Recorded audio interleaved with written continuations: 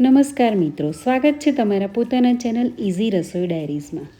આજે આપણે બનાવવાના છીએ સ્વાદિષ્ટ અને ઠંડક આપતી મેંગો લસ્સી। આ માટે આપણે માત્ર 3 જ સામગ્રી જોઈશે: એક કેરી, એક વાટકી દહીં અને આશરે 2 ટેબલસ્પૂન જેટલી ખાંડ। સૌપ્રથમ આપણે કેરીના ટુકડા કરી મિક્સર જારમાં ઉમેરીશું। ત્યારબાદ આપણે 1 વાટકી જેટલું ઠંડુ દહીં લઈશું અને એમાં આપણે આશરે 2 ચમચી જેટલી ખાંડ ઉમેરીશું।